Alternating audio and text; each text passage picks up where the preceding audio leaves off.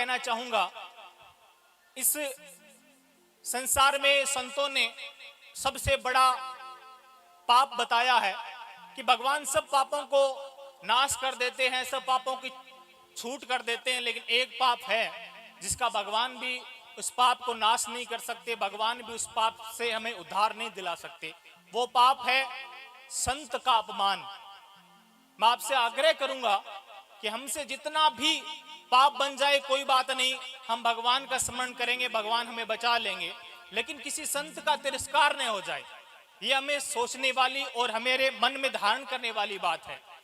क्योंकि एक कथा आती है, राम कथा में एक प्रसंग आता है कि जब भगवान श्री राम अपनी संपूर्ण लीला को पूरा करके जब वैकुंठ धाम जा रहे थे, तब पूरे अयोध्या वासियों को साथ लेकर जा रहे थे।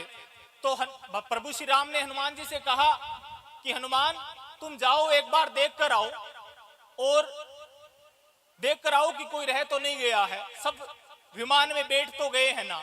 और जब हनुमान जी ने चक्कर लगाया अयोध्या का, तो सरजू नदी के किनारे एक निर्धन सा दुखी सा दुखियारा बैठा हुआ था। वो विमान में नहीं बैठा था, बाकी सब विमान में बैठे हुए थे। तो हनुमान जी उसको प्रभु श्री राम के पास लेकर आए और कहा कि प्रभु, बाकी तो सब विमान में बैठे हैं, जो सरजू नदी के किनारे बैठा था ये एक विमान में नहीं बैठा है। तो ये बोला कि ये कौन है? प्रभु राम ने पूछा कि ये कौन है? तो हनुमान जी ने बताया कि ये वो इंसान है जिसने माँ सीता पर कलंक लगाया था, वो धोबी है जिसने माँ सीता पर कलंक लगाया था। इसको विमान में बैठने नहीं दिया जा रहा है। भगवान ने कहा कोई बात नहीं है, तुम एक काम करो, मेरा जो विमान है उसमें सीट के नीचे बैठ जाओ, मैं लेकर चलूंगा तुम्हें बैकुंठ।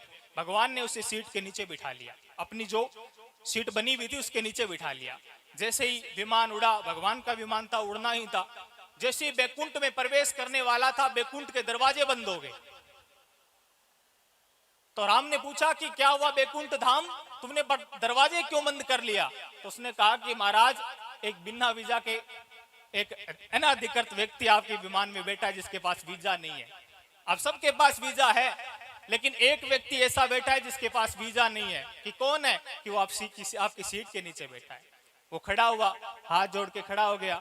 प्रभु ने पूछा कि ऐसा क्या है? मैं कह रहा हूं ना, इसको जाने दो बैकुंठ धाम में। कहा नहीं प्रभु, माँ सीता हमारी आचार्य है, हमारी आचार्य हमारी गुरु है, और जो हमारी आचार्य का अपमान करे उसको बैकुंठ में स्थान नहीं है।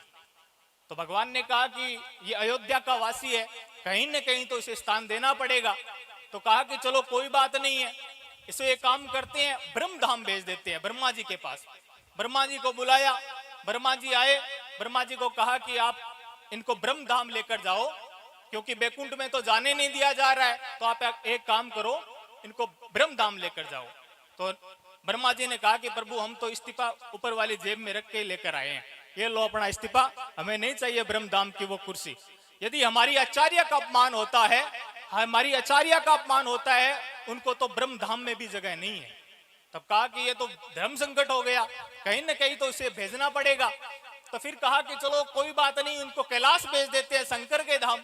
शंकर को बुलाया, भगवान शंकर आए, शंकर को कहा कि प्रभु, आप तो भूतों को भी आश्रय देते हो, आप तो जो दुनिया से एकदम विमुख हुए लोग हैं उनको भी आश्रय देते हो, आप इनको आश्रय दे दीजिए। भगवान शंकर ने कहा कि प्रभु, भूत चाहे 1,00,000 और भेज दो, लेकिन जो हमारी आचार्य का अपमान करते हैं, हमारे गुरु और संतों का अपमान करते हैं, उनको तो जगह कैलाश पर भी नहीं है। तो प्रभु ने कहा कि कुछ न कुछ तो करना पड़ेगा। तो कहा एक काम करते हैं, नरक में भेज देते हैं। अब नरक की बात आई तो जो अयोध्या वासी वो धोबी था, वो पीछे खिसकने लगा। प्रभु ने कहा अरे डरो मत, हम यमराज जी को कह देंगे, वो आपको प्रताड़ना नहीं देंगे, वो आपके साथ बुरा व्यवहार नहीं करेंगे, आपको अच्छी तरह से रखेंगे, कम से कम रहने के लिए जगह तो मिलेगी। तो उसने कहा कि चलो ठीक है प्रभु, आप कहते हो तो भेज दो। तो यमराज जी को बुलाया गया, यमराज जी आए, यमराज जी को कहा कि इनको गोधाम बैकुंठ धाम में नहीं जाने दिया जा रहा है, ब्रह्म धाम में नहीं जाने दिया जा रहा है, आप एक काम करो, इनको नरक में लेकर जाओ, इनके साथ कोई यातनाएं मत करना। तो यमराज जी भी हाथ जोड़कर खड़े हो गए और कहा कि प्रभु, जो हमारी आचार्य का अवहेलना करता है, जो हमारी आचार्य का अपमान करता है, संतों का अपमान करता है, उसको तो नरक में भी जगह नहीं है।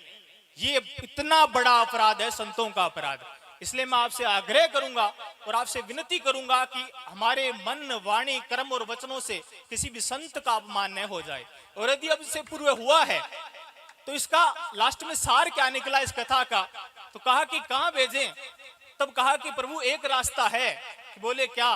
कि मां सीता यदि आकर इसके सर पर हाथ रख दे तब ये बैकुंठ का वासी बन सकता है। फिर मां सीता आई, उस धोबी के सिर पर हाथ रखा और वो उसको बैकुंठ में जगह मिली।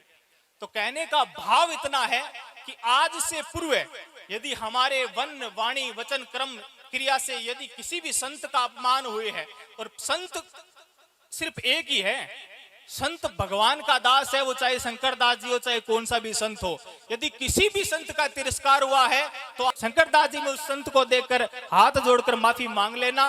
ये हमारा परम सौभाग्य है कि संत हमारे गांव पधारे हैं। इसलिए मैं फिर से आपसे आग्रह करूंगा कि किसी संत का अपमान न हो।